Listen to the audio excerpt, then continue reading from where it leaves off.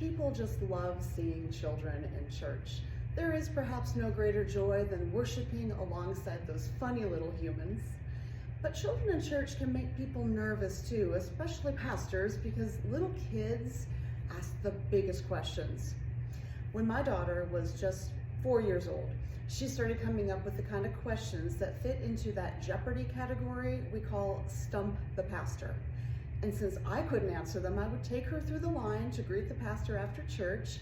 He would see her coming and smile. Such a cute little girl she was with her little blonde pigtails. But his smile would fade when she would ask something like, "Why do we call it Good Friday when that's the day Jesus died? What's so good about that?" As she grew, so did her questions, but I could no longer take her to the pastor because that was me. And I'll never forget what might be the best question I've ever been asked. "Mama, does God really talk to you?" How would you answer that question? For me, it was tricky. Not because I didn't have an answer, I did, but because I realized that what those words meant to her and how I interpreted them represented two different questions. Now, she was a child and she meant the question as children do, literally. She wanted to know if I actually heard a voice using words in a human language recognizable to me. The answer to that question would be no, I do not hear voices unless there are people or podcasts nearby.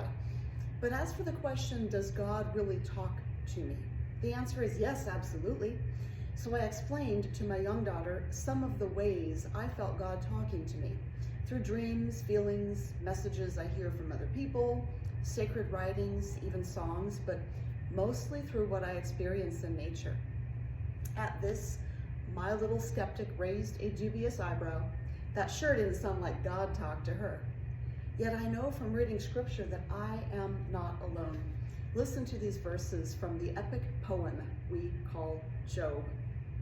In chapter 37, the author writes, listen to the thunder of God's voice and the rumbling that comes from God's mouth. Under the whole heaven, God lets it loose, and God's lightning to the corners of the earth. After it, God's voice roars. God thunders with a majestic voice, and God does not restrain the lightnings when God's voice is heard. God thunders wondrously with God's voice and does great things that we cannot comprehend. This is just one of many examples of how humans listen for the divine voice in thunder and lightning. In his book, Gifts of the Dark Wood, the Reverend Dr. Eric Elnes writes, in every mythology in the ancient Near East, the elements of lightning and thunder are depicted in similar fashion as instruments for conveying the voice of the highest deity. After giving several examples, including the ancient Israelites, who gave us the beautiful poetry we just read from Job, Elnes poses this question. Why are thunder and lightning so commonly depicted as conveying the voice of the divine? The conventional assumption has long been that primitive cultures invented such myths to explain the origin of storms. This assumption is more the product of modern scientific imagination. The purpose was not to explain where lightning and thunder come from, but to explain where the voice of God comes from, and more important, how it comes to us through intuition. Now, we've probably all experienced that sudden flash of insight that streaked through our mind like lightning or slapped us to our senses like a clap of thunder. Probably doesn't happen all the time. More often we hear God's voice like a whisper on the wind, moving us in gentle nudges. But when the thunder rolls, it rocks us hard. That is what we are calling today the gift of being thunderstruck. And while that does sound kind of scary, those illuminating, earth-shaking experiences are great gifts, for they show us with great clarity what it is we are searching for as we wander through the dark woods of life. I remember a time like that. We were contemplating a major life decision as a family. I wanted to stay where we were, in the community where I had deep roots and connections. It was the perfect place for me, a place I still miss with all of my heart. That place was the ideal spot to raise our daughter. We had dear friends and a wonderful church. There was just one problem: my husband's job. He was growing in his career and we needed to relocate for that to happen. So we began to explore the dark woods, literally. My husband works for the Forest Service, so we checked out a lot of deeply wooded places. And there was one place that had our strong attention. We even set up an appointment with a real estate agent to look at some options. While we were wandering around, we decided to check out the United Methodist Church in that community. Now, it was Saturday and the church was closed, but there was a church thrift store next to the church and it was just opening up for the day. So we wandered in and I struck up a conversation with the lady in charge, whose name was Marge, and I learned that their little church had to share a pastor with 2 other churches, meaning they only had a pastor come every other Sunday.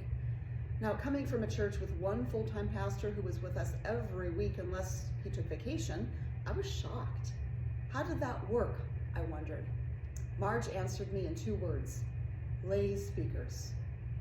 Now, I don't think there was an actual thunderclap or bolt of lightning, but I felt it deep in my soul.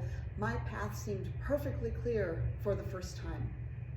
I had long felt the call to become a pastor, but I just thought it was out of reach for me. At my age, with a young child and a spouse whose career was increasingly demanding, there seemed no way I could just go to seminary and then commit to being placed wherever the bishop needed me and moved around every several years.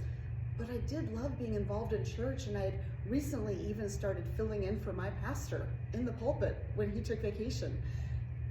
And there in that moment, I was hearing of something I didn't even know existed: lay speaker. I could remain a lay person, go to the church where I lived and just speak. I could be a preacher when there was need of one. It was that simple, and Occam's razor solution to the complicated problem of what to do with my life. On that day, surrounded by racks of secondhand sweaters and other thrift store treasures, God spoke to me as clearly as a thunderclap, with a little help from Marge. But from that moment on, my life was different. I had a new goal, and it opened me up to the path ahead. Instead of dreading our move, I felt excited. I didn't know exactly what was ahead, but the vision was as clear as the lightning bolt in the dark sky. I would serve a small church, preaching when necessary. From there, the dreams kept coming. I filled journal pages with my dreams and my ideas. But because this is a true story and not a movie, none of what I imagined came to pass.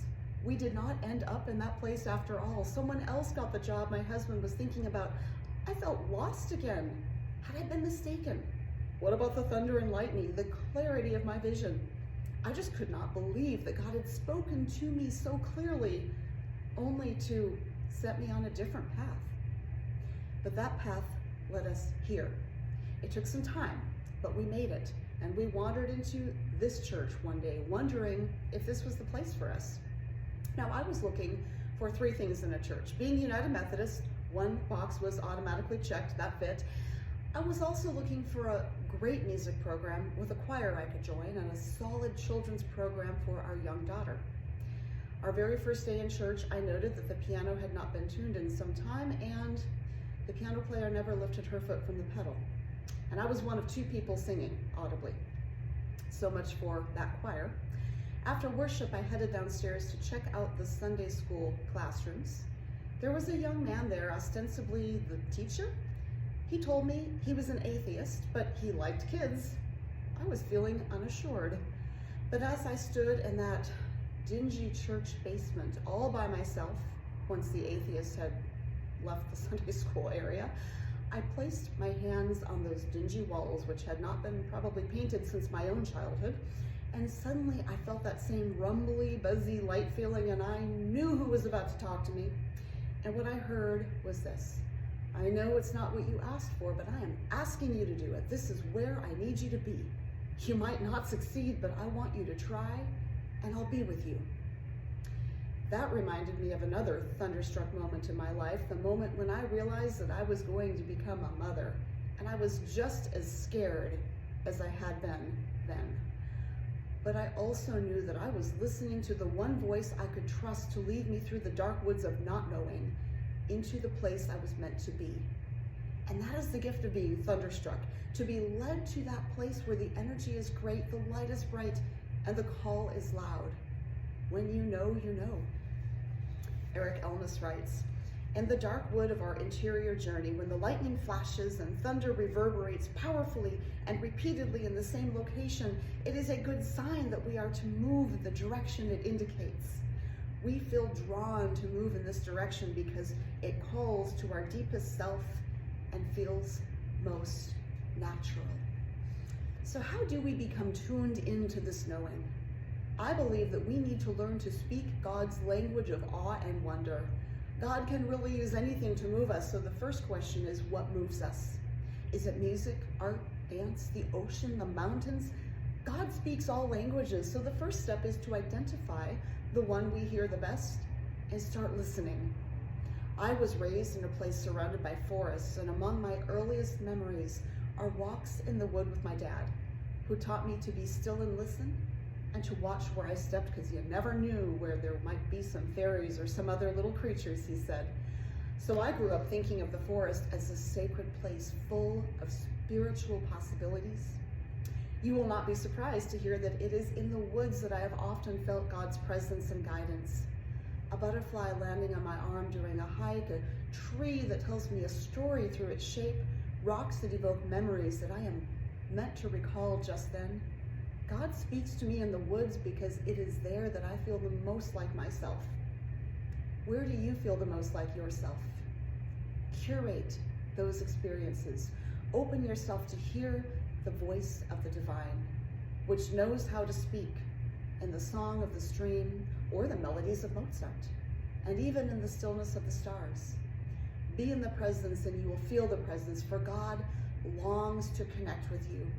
It was for connection that you were created by the one powerful enough to speak all of creation into being. And God is still speaking to all of creation and even to you.